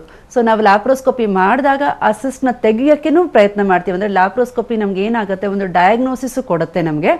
ಅಂದರೆ ಡಯಾಗ್ನೋಸ್ಟಿಕ್ ಪ್ರೊಸೀಜರ್, ಎಲ್ಲಿದೆ ತೊಂದರೆ, ಬರೀ ಅಂಡಾಶಯದಲ್ಲಿ ಒಂದೇನೇ ತೊಂದರೆ ಇದೆನಾ, ಇಲ್ಲ ಗರ್ಭಾಶಯದಲ್ಲೂ ತೊಂದರೆ ಇದೆನಾ, ಅಥವಾ ಅಂಡಾಶಯ ಗರ್ಭಾಶಯದ ಹೊರಗಡೆ ಅಂದರೆ ನಮಗೆ ಇಂಟೆಸ್ಟೈನ್ಸ್ ಅಂತ ಆಗಲಿ ಪೆರಿಟೋನಿಯಂ ಅಂತ ಆಗಲಿ ಈ ಥರ ಒಂದು ಏರಿಯಾದಲ್ಲೂ ತೊಂದರೆ ಇದೆನಾ ಅಂತ ಗೊತ್ತಾಗುತ್ತೆ. ಥೆರಪೆಟಿಕ್ ಅಂತ ಹೇಳ್ತೀವಿ, ಅಂದರೆ ನಾವು ಅದೇ ಸಮಯದಲ್ಲಿ ಆ ಸಿಸ್ಟ್ನ ಕೂಡ ತೆಗೆದು ಹಾಕ್ಬಿಡ್ತೀವಿ ಅಥವಾ ಇರೋ ಆ ಎಂಡೋಮೆಟ್ರಿಯೋಟಿಕ್ ಸ್ಪಾಟ್ಸ್ನ ಸುಟ್ಟು ಹಾಕ್ಬಿಡ್ತೀವಿ. ಬರ್ನಿಂಗ್ ಆಫ್ ದ ಎಂಡೋಮೆಟ್ರಿಯೋಟಿಕ್ ಸ್ಪಾಟ್ಸ್ ಅಂತ ಹೇಳ್ತೀವಿ. ಇದರಿಂದ ಅವ್ರಿಗೆ ಟ್ರೀಟ್ಮೆಂಟು ಸಿಕ್ಬಿಟ್ಟು ತನ್ನಷ್ಟಕ್ಕೆ ತಾನೇ ಪ್ರೆಗ್ನೆನ್ಸಿ ಆಗೋ ಸಾಧ್ಯತೆಯೂ ಇರುತ್ತೆ. ಆದರೆ ನಮಗೆ ಒಂದು ತೊಂದರೆ ಎಂಡೋಮೆಟ್ರಿಯೋಸಿಸ್ ಅಲ್ಲಿ ಕಾಣೋದೇನು ಅಂದರೆ ಗರ್ಭಾಶಯ ಅಂಡಾಶಯದಲ್ಲೂ ಅಫೆಕ್ಟ್ ಆಗೋದ್ರ ಜೊತೆಗೆ ಗರ್ಭನಾಳ ಅಂದರೆ ಫ್ಯಾಲೋಪಿಯನ್ ಟ್ಯೂಬ್ಸ್ನೂ ಅಫೆಕ್ಟ್ ಮಾಡುತ್ತೆ. ಇವಾಗ ನಮ್ಗೆಲ್ಲರಿಗೂ ಗೊತ್ತಿದ್ದಂಗೆ ಫ್ಯಾಲೋಪಿಯನ್ ಟ್ಯೂಬ್ಸ್ ನಾರ್ಮಲ್ ಇದ್ರೇ ನಾರ್ಮಲ್ ಪ್ರೆಗ್ನೆನ್ಸಿ ಆಗೋ ಸಾಧ್ಯತೆ. ಅಂದರೆ ಅಂಡಾಣು ವೀರ್ಯಾಣು ಫ್ಯಾಲೋಪಿಯನ್ ಟ್ಯೂಬಲ್ಲಿ ಸೇರಿಕೊಂಡು ಗರ್ಭ ಅಲ್ಲಿ ನಿಂತ್ಕೊಂಡು ಅದು ನಮಗೆ ಗರ್ಭಾಶಯದಲ್ಲಿ ಬರಬೇಕು. ಆದರೆ ಆ ಫ್ಯಾಲೋಪಿಯನ್ ಟ್ಯೂಬೇ ಅಫೆಕ್ಟ್ ಆಗಿರುವಾಗ ಅದು ಎಂಡೋಮೆಟ್ರಿಯೋಸಿಸ್ ಅಲ್ಲೂ ಸಾಕಷ್ಟು ಜನಕ್ಕಾಗುತ್ತೆ. ನಾರ್ಮಲ್ ಪ್ರೆಗ್ನೆನ್ಸಿ ಆಗೋ ಸಾಧ್ಯತೆ ಸ್ವಲ್ಪ ಕಡಿಮೆ ಆಗುತ್ತೆ. ಓಕೆ, ಮತ್ತೊಬ್ರು ಕಾಲರ್ ಇದ್ದಾರೆ ತುಮಕೂರಿನಿಂದ ಶಾರದಾ ಕರೆ ಮಾಡಿದ್ದಾರೆ. ನಮಸ್ತೆ ಶಾರದಾ ಅವರೇ. ಮೇಡಮ್ ನಮಸ್ತೆ. ನಮಸ್ತೆ ಶಾರದಾ. ಮೇಡಮ್ ನಮ್ಗೆ 27 ಇಯರ್ಸ್ಗೆ ಮ್ಯಾರೇಜ್ ಆಯ್ತು. ಆ ಮ್ಯಾರೇಜ್ ಆದ 6 ವರ್ಷಕ್ಕೆ ಮಗು ಆಯ್ತು ಮೇಡಮ್, ಒಂದ್ ಗಂಡ್ ಮಗು ಆಗಿದೆ. ಈಗ ಮಗುಗೆ 10 ವರ್ಷ, ಮತ್ತೆ ಪುನಃ ಮಗು ಕಡೆ ಕನ್ಸೀವ್ ಆಗೇ ಇಲ್ಲ ಮೇಡಮ್. ಇಷ್ಟು ವರ್ಷಗಳಾದ್ರು ಈಗ ನನಗೆ 42 ವರ್ಷ ವಯಸ್ಸು ಮೇಡಮ್. ಈಗ ಮೊದಲು ನಿಮ್ಗೆ 6 ವರ್ಷ ಆದ್ಮೇಲೆ ಮಕ್ಕಳಾಗಿದ್ದು, ಅವಾಗ ಏನಾದ್ರು ಟ್ರೀಟ್ಮೆಂಟ್ ತಗೊಂಡಿದ್ರಾ? ಟ್ರೀಟ್ಮೆಂಟ್ ಗರ್ಭನಾಳ ಸಮಸ್ಯೆ ಇದೆ ಅಂತ ತುಮಕೂರಲ್ಲೇನೆ ಸ್ಪರ್ಶ ನರ್ಸಿಂಗ್ ಹೋಮ್ ಅಂತ ಹೇಳಿ ತಗೊಂಡಿದ್, ಗುರು ಸ್ಪರ್ಶ ನರ್ಸಿಂಗ್ ಹೋಮ್ ಅಂತ. ಓಕೆ. ಆಮೇಲೆ 6 ವರ್ಷಕ್ಕೆ ನನ್ನ ಮಗು ಆಯ್ತು ಮೇಡಮ್. ಸೊ ಮುಂಚಿನ ಸತಿ ನಿಮ್ಗೆ ಪ್ರೆಗ್ನೆನ್ಸಿ ಆಗ್ಲಿಕ್ಕೆ ನೀವು ಟ್ರೀಟ್ಮೆಂಟ್ ತಗೋಬೇಕಾಗಿ ಬಂದಿದ್ರಿಂದ ಸೊ ತೊಂದರೆ ಇದೆ. ಆದ್ರೆ ಅಂಡಾಣು ಪಕ್ವವಾಗಲ್ಲ ಅನ್ನೋ ದೃಷ್ಟಿಯಿಂದ ಕೊಟ್ಟಿದ್ರು ಮೇಡಮ್ ಟ್ರೀಟ್ಮೆಂಟ್ ಅಷ್ಟೇ. ಮಂತ್ಲಿ ರೆಗ್ಯುಲರ್ ಕರೆಕ್ಟ್ ಆಗಿ ಆಗ್ತೀವಿ ಇವತ್ತಿನವರೆಗೂ. ಗರ್ಭನಾಳ ಒಂದು ಬ್ಲಾಕ್ ಆಗಿತ್ತು ಅಂತ ಹೇಳಿ ಅದು ಕ್ಲೀನ್ ಮಾಡಿದ್ರು. ಆಮೇಲೆ ಅಂಡಾಣುಗಳು ಪಕ್ವ ಆಗ್ತಾ ಇಲ್ಲ ಅಂತ ಹೇಳ್ಬಿಟ್ಟು ಒಂದು ಸಿಂಪಲ್ ಟ್ಯಾಬ್ಲೆಟ್ ಕೊಟ್ಟಿದ್ರು ಮೇಡಮ್. ಅದನ್ನ ತಗೋತಾ ಇದ್ವಿ. ಆ 6ನೇ ವರ್ಷಕ್ಕೆ ಮಗು ಕನ್ಸೀವ್ ಆಗಿ ಒಂದ್ ಮಗು ಆಗಿದೆ. ಮತ್ತೆ 2ನೇ ಮಗು ನಾವು ಪ್ರಯತ್ನ ಮಾಡಿದ್ರು ಇಲ್ಲ ಆಗಿಲ್ಲ ಮೇಡಮ್. 10 ವರ್ಷ ಆಗಿದೆ ಮಗುಗಾಗ್ಲೇ. ಈಗ ನೀವು 2ನೇ ಮಗುಗೆ ನಾರ್ಮಲ್ ಪ್ರಯತ್ನ ಮಾಡೋದ್ಕಿಂತ ಆಸ್ಪತ್ರೆಯಲ್ಲಿ ಮತ್ತೆ ತೋರಿಸ್ಕೊಳ್ಳೋದು ಉತ್ತಮ ಅಮ್ಮ. ಯಾಕೆಂದ್ರೆ ಅವಾಗೇ ನಿಮ್ಗೆ ಗರ್ಭನಾಳದಲ್ಲಿ ತೊಂದರೆ ಇದೆ ಅಂತ ಕ್ಲೀನ್ ಮಾಡಿದ್ರು. ಒಂದ್ಸತಿ ಗರ್ಭನಾಳದಲ್ಲಿ ತೊಂದರೆ ಇದೆ ಅಂದ್ರೆ ಅದು ಮತ್ತೆ ನಿಮ್ಗೆ ಬರೋ ಸಾಧ್ಯತೆ ಇರುತ್ತೆ. ಸೊ ಹಾಗಾಗಿ ಇನ್ನೊಮ್ಮೆ ನೀವು ಸರಿಯಾಗಿ ಈಗ ಏನು ತೊಂದರೆ ಇದೆ ಅಂದರೆ ನಿಮ್ಮ ಈ ವಯಸ್ಸಲ್ಲಿ ಏನು ತೊಂದರೆ ಇದೆ ಅಥವಾ ಇವಾಗ ಏನು ಚೇಂಜ್ ಆಗಿದೆ ಅಂತ ನೀವು ನೋಡಿಕೊಂಡು ಅದ್ರ ಮೇಲೆ ಟ್ರೀಟ್ಮೆಂಟ್ ಫಾಲೋ ಮಾಡೋದು ಬೆಟರ್ಮ. ನಮ್ಮ ಆಸ್ಪತ್ರೆಗೆ ನೀವು ಬೇಕಾದ್ರೆ ಹಳೆ ರಿಪೋರ್ಟ್ಸ್ ಎಲ್ಲ ತೊಗೊಂಬನ್ನಿ, ಅದನ್ನು ಸರಿಯಾಗಿ ನೋಡಿಬಿಟ್ಟು ಈಗಿನ ಪರಿಸ್ಥಿತಿ ಏನಿದೆ ಅಂತ ನೋಡಿಕೊಂಡು ಟ್ರೀಟ್ಮೆಂಟ್ ಸ್ಟಾರ್ಟ್ ಮಾಡ್ಕೋಬೋದು. ಓಕೆ, ಧನ್ಯವಾದ ಶಾರದಾ ಅವರೇ ಕರೆ ಮಾಡೋದಕ್ಕಾಗಿ. ಸೊ ಮೊದಲಿಗೆ ನಿಮ್ಮ ಆಸ್ಪತ್ರೆ ಬಗ್ಗೆ ಇನ್ಫಾರ್ಮೇಷನ್ ಕೊಡಿ. ಒಯಾಸಿಸ್ ಇನ್ಫರ್ಟಿಲಿಟಿ ಸ್ಪೆಷಲ್. ಈಗ ಒಯಾಸಿಸ್ ಫರ್ಟಿಲಿಟಿ ಅನ್ನೋದು ನಮಗೆ ಸಾಕಷ್ಟು ಒಂದು 22 ಸೆಂಟರ್ಸ್ ಇದೆ ಇಡೀ ನಮ್ಮ ಭಾರತ ದೇಶದಲ್ಲಿ. ಬೆಂಗಳೂರಲ್ಲಿ ನಮ್ದು HSR ಲೇಔಟ್ ಫಸ್ಟ್ ಸೆಂಟರ್, ಇನ್ನೊಂದು ಸೆಂಟರ್ ಬನಶಂಕರಿನಲ್ಲಿದೆ. ಹಾಗೆ ಮಂಗಳೂರಲ್ಲೂ ಒಂದು ಸೆಂಟರ್ ಸ್ಟಾರ್ಟ್ ಆಗಿದೆ ಈಗ. ಸೊ ನಮ್ಮಲ್ಲಿ ಇದು ಡೆಡಿಕೇಟೆಡ್ ಫರ್ಟಿಲಿಟಿ ಸೆಂಟರ್ ಅಂತ ಹೇಳ್ತೀವಿ. ಅಂದ್ರೆ ನಾವಿಲ್ಲಿ ಫರ್ಟಿಲಿಟಿಗೋಸ್ಕರ ಅದು ಗಂಡಸರಲ್ಲಿ ತೊಂದರೆ ಇರ್ಬೋದು ಇಲ್ಲ ಹೆಂಗಸರಲ್ಲಿ ತೊಂದರೆ ಇರ್ಬೋದು, ಆ ಇಬ್ಬರಿಗೂ ನಾವು ನೋಡೋ ಫೆಸಿಲಿಟೀಸ್ ಇದೆ. ಸೊ ಗಂಡಸರಲ್ಲಿ ತೊಂದರೆ ಅಂದ್ರೆ ಇವಾಗ ವೀರ್ಯಾಣು ಸಂಖ್ಯೆ ಆಗಲಿ ಅಥವಾ ಬೇರೆ ಏನಾದರೂ ಫರ್ಟಿಲಿಟಿ ಪ್ರಾಬ್ಲಮ್ ಆಗೋರಿಗೆ ಆಂಡ್ರೋ ಲೈಫ್ ಅಂತ ಒಂದು ಸಪರೇಟ್ ಡಿವಿಷನ್ ಇರುತ್ತೆ. ಅಲ್ಲಿ ನಮ್ಮಲ್ಲಿ ಆಂಡ್ರೋಲಜಿಸ್ಟ್ ಇದ್ದಾರೆ. ಅವ್ರು ಎಕ್ಸಾಮಿನ್ ಮಾಡಿ ಏನ್ ತೊಂದರೆ ಇದೆ ಅಂತ ಅದ್ರೊಳಗೆ ನೋಡ್ಕೊಂಡು ಅದಕ್ಕೆ ಟ್ರೀಟ್ಮೆಂಟ್ ಕೊಡ್ತಾರೆ. ಜೊತೆಗೆ ಇವಾಗ IUI ಅಂತ ಆಗ್ಲಿ, IVF ಅಂತ ಆಗ್ಲಿ, ICSI ಅಂತ ಆಗ್ಲಿ, ಅಥವಾ ನಾವು ಎಂಬ್ರಿಯೋ ಬಯಾಪ್ಸಿ ಅಂತ ಹೇಳ್ತೀವಿ. ಅಂದ್ರೆ ಇವಾಗ ಏನಾದ್ರು ತೊಂದರೆ ಇದ್ದು ನಮ್ಗೆ ಆ ಭ್ರೂಣದಲ್ಲೇ ತೊಂದರೆ ಇದೆನಾ ಅಂತ ಚೆಕ್ ಮಾಡೋದಂತ ಆಗ್ಲಿ, ಅಥವಾ ಯಾಕೆ ಇವ್ರಿಗೆ ಪ್ರೆಗ್ನೆನ್ಸಿ ಆಗ್ತಾ ಇಲ್ಲ, ಗರ್ಭಾಶಯದಲ್ಲಿ ಏನಾದ್ರು ತೊಂದರೆ ಇದೆನಾ ಅಂತ ಚೆಕ್ ಮಾಡೋದಾಗ್ಲಿ, ಲ್ಯಾಪ್ರೋಸ್ಕೋಪಿ ಎಲ್ಲ ಫೆಸಿಲಿಟೀಸ್ ನಮ್ಮ ಹಾಸ್ಪಿಟಲ್ ಅಲ್ಲಿ ಇದೆ. ಸೊ ಎಂಡೋಮೆಟ್ರಿಯೋಸಿಸ್ ಬಗ್ಗೆನೇ ಎಕ್ಸ್ಪ್ಲೇನ್ ಮಾಡ್ತಾ ಇದ್ರೆ, ಸೊ ಇದಕ್ಕೆ ಚಿಕಿತ್ಸೆ ಹೇಗೆ? ಈಗ ಎಂಡೋಮೆಟ್ರಿಯೋಸಿಸ್ ಅನ್ನೋದು ನಮಗೆ ಅವ್ರಿಗೆ ಏನು ತೊಂದರೆ ಇದೆ ಆ ತೊಂದರೆಗೆ ನಾವು ಚಿಕಿತ್ಸೆ ಕೊಡ್ತೀವಿ. ಕೆಲವೊಬ್ಬರು ನಮ್ಮಲ್ಲಿ ನಾನು ಹೇಳಿದೆ ಕಾಲೇಜ್ ಹುಡುಗಿಯರು ಇರಬಹುದು, ಇಲ್ಲ ಮದುವೆ ಆಗದೆ ಇರೋರು ಇರಬಹುದು, ಎಂಡೋಮೆಟ್ರಿಯೋಸಿಸ್ ಇದೆ ಅಂತ ಬಂದಿರ್ತಾರೆ. ಒಂದು ವೇಳೆ ನಮಗೆ ಅಲ್ಟ್ರಾಸೌಂಡ್ ಸ್ಕ್ಯಾನ್ನಲ್ಲಿ ತುಂಬ ದೊಡ್ಡ ಗಡ್ಡೆ ಇದೆ, ನಾವೇನು ಎಂಡೋಮೆಟ್ರಿಯೋಟಿಕ್ ಸಿಸ್ಟ್ ಅಂತ ಹೇಳ್ತೀವಿ ಅಥವಾ ಕಾಮನ್ ಆಗಿ ಚಾಕ್ಲೇಟ್ ಸಿಸ್ಟ್ ಅಂತ ಕರೀತಾರೆ ಅಲ್ಲ, ಅದಿತ್ತು ಅಂದರೆ ಅದನ್ನು ಅವರು ತೆಗೆಯೋದು ಒಳ್ಳೆಯದು. ಯಾಕಂದರೆ ಎಂಡೋಮೆಟ್ರಿಯೋಸಿಸ್ ಅನ್ನೋದು ಕಂಟಿನ್ಯೂ ಆಗುವಂಥ ಒಂದು ಕಾಯಿಲೆ. ಅಂದರೆ ಚಿಕ್ಕದಾಗಿ ನನಗೆ ಇವತ್ತು ಒಂದು 3 ಸೆಂಟಿಮೀಟರ್ ಸಿಸ್ಟ್ ಕಾಣೋದು, ಇನ್ನೂ ಒಂದು 3-4 ವರ್ಷ ಆದಮೇಲೆ ಅದು 10 ಸೆಂಟಿಮೀಟರ್ ಸಿಸ್ಟ್ ಆಗಿ ಬೆಳಿಬಹುದು, ಇಲ್ಲ ಕೆಲವೊಬ್ಬರಿಗೆ ಹಾಗೆ ಉಳಿಬಹುದು. ಸೊ ಈಗ ಹಾಗೆ ಉಳಿದ್ರೆ ತೊಂದರೆ ಇಲ್ಲ. ಆದರೆ ಎಂಡೋಮೆಟ್ರಿಯೋಸಿಸ್ ಜಾಸ್ತಿ ಆಗ್ತಾ ಆಗ್ತಾ ಅಂಡಾಶಯದಲ್ಲಿರುವ ಅಂಡಾಣುಗಳನ್ನ ಅದು ಕಡಿಮೆ ಮಾಡ್ತಾ ಹೋಗುತ್ತೆ. ಸೊ ಈಗ ನಾವು ಎಂಡೋಮೆಟ್ರಿಯೋಸಿಸ್ ಸರ್ಜರಿ ಅನ್ನೋದು ನಾವು ಪದೇ ಪದೇನೂ ಮಾಡೋಕ್ಕಾಗಲ್ಲ. ಯಾಕಂದರೆ ಒಮ್ಮೆ ಸರ್ಜರಿ ಮಾಡಿದಾಗ ನಮಗೆ ಅಂಡಾಶಯದ್ದು ಅಂಡಾಣುಗಳ ಸಂಖ್ಯೆ ಕಡಿಮೆ ಆಗ್ತಾ ಹೋಗುತ್ತೆ. ಸೊ ನಾವು ಯಾವ ಸಮಯದಲ್ಲಿ ಮಾಡಬೇಕು ಅನ್ನೋದನ್ನು ಒಂದನ್ನು ಗಮನದಲ್ಲಿಟ್ಕೋಬೇಕು.